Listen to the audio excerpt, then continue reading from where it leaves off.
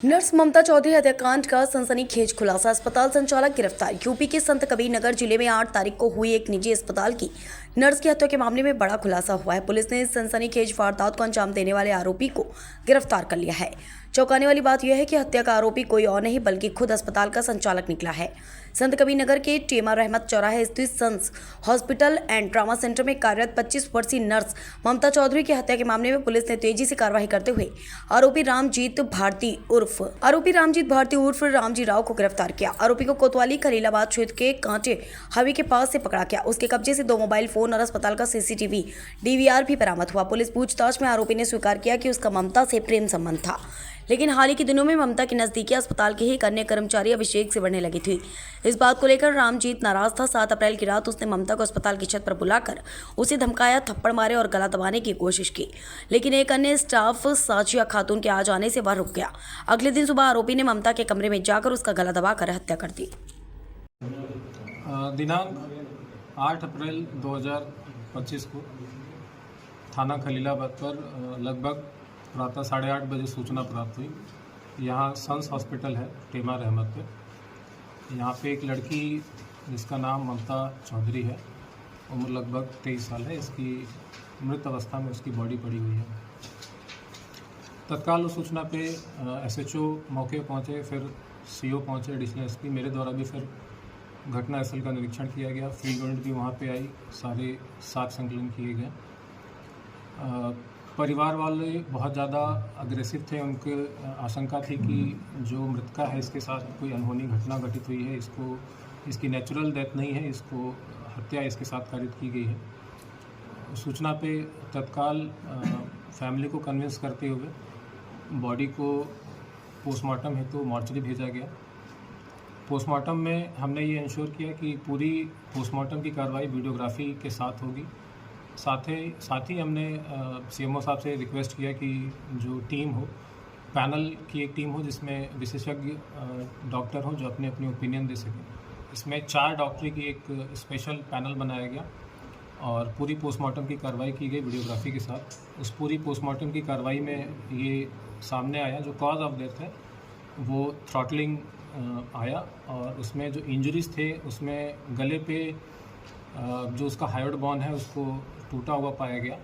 साथ ही कुछ नेल के मार्क्स चेहरे पे और गले पे पाए गए। सेक्सुअल असॉल्ट बिल्कुल क्लियरली डिनाई कर दिया है पैनल ने, कोई भी सेक्सुअल असॉल्ट नहीं हुआ लड़की के साथ। फिर हमने जो तहरीर प्राप्त हुई थी मृतका के परिवारजनों के द्वारा, उस तहरीर के आधार पर बीएनएस की धारा 103 जो कि पूर्व में 302 धारा आईपीसी की होती थी, उसमें मुकदमा पंजीकृत किया गया। नामजद मुकदमा लिखवाया गया रामजी राव उर्फ रामजीत भारती के नाम से। मेन एक्यूज को फिर हिरासत में लिया गया। पुलिस ने इनसे डिटेल में इंटरोगेशन किया, उसकी सीडीआर रिपोर्ट निकाली, और जो वहाँ हॉस्पिटल पे सीसीटीवी कैमरा था वो सीसीटीवी कैमरा डीवीआर के साथ पूरा उसका एक सेकेंड का पूरा वीडियो खंगाला गया।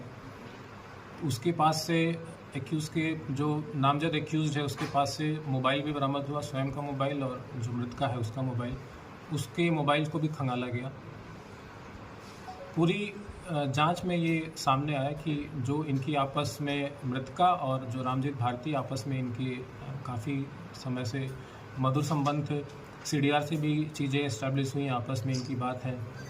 इनकी चैट भी हमने प्राप्त की। चैट में भी दिनांक जो मृत्यु का इसका दिनांक है इसमें एक चैट ऐसी मिली जिसमें इनक्रिमिनेटिंग एविडेंसेस थे एक्यूज़ के खिलाफ, जिसमें लिखा है कि मार दो मुझे अब। साथ ही जो सीसीटीवी फुटेज हमने वहाँ से बरामद किया उसमें कई जगह पे छेड़खानी हमको मिली, कई उसमें मिसिंग सीसीटीवी फुटेजेस के 1-1, 2-2 मिनट के उसमें लिंकेज मिले। मॉर्निंग के समय 7:03 से लेकर 7:23 तक पूरा 20 मिनट का जो अंतराल होता है वो पूरा सीसीटीवी फुटेज का गायब मिला। जो एक्यूज़ का मोबाइल था उसमें से कई मैसेजेस पूरे तरीके से डिलीट पाए गए। तो ये सारे चीज़ें बहुत ही ज़्यादा इंक्रिमिनेटिंग थी एक्यूज़ के खिलाफ। फिर एक्यूज़ से भी इसके संबंध में जब गहनता से पूछताछ की गई, एक्यूज़ ने अपनी पूरी घटना कैसे उसने कारित की उसने बताया कि दिनांक 7 अप्रैल यानी घटना की पूर्व रात्रि में लगभग 8 से 9 के बीच में इसके बीच में और मृतका के बीच में ऑल्टरकेशन हुए थे छत के ऊपर। लगभग 16 से 17 मिनट तक ये लोग छत पे रहे। वहाँ पे इनके बीच में गाली गलौज मारपीट भी हुई। इसमें इसने गला भी दबाया था एक्यूज़ ने इसका। फिर हॉस्पिटल की एक स्टाफ है फातिमा, वो बीच में आ गई तो उसने फिर वो घटना जो उनके बीच में हो रही थी वो बीच में रुक गई। फिर तीनों फिर छत से उतर गए। उसके बाद घटना का इसने बताया कि मॉर्निंग 7 o'clock इसने पूरे प्लान तरीके से जो सीसीटीवी वहाँ पे मौजूद है पहले उसने उसको बंद किया। फिर उसके जहाँ मृतका सो रही थी उसके कमरे में गया, उसमें इसकी घटना कारित करने के बाद बाहर निकला और चूँकि जो दरवाज़ा है वो हार्डली 6 फीट का है, इसने फिर उचक के उसको बाहर से ही दरवाज़ा बंद कर दिया और फिर वापस आके अपने जगह पे सो गया। तो ये पूरा एक प्लान तरीके से इसने घटना कारित की है। अभी इसमें जो एक्यूज़ के और जो मृतका के मोबाइल एक्यूज़ के पास से बरामद हुए हैं, इसमें कई एविडेंसेस मिसिंग हैं, कई मैसेजेस डिलीट कर दिए हैं, कई चीज़ें उसमें से डिलीट पाई गई हैं। इसको फॉरेंसिक लैब हम भेज रहे हैं। फॉरेंसिक लैब से जब चीज़ें रिकवर होंगी तो और भी इसमें एविडेंसेस इस्टेब्लिश होंगे। इस घटना में अभी और भी अगर कोई लोग शामिल होंगे तो वो उस मोबाइल का जो एविडेंस है वो बहुत क्रूशियल होगा। वो इसको क्लैरिटी को पुलिस के सामने, विवेचक के सामने लाएगा।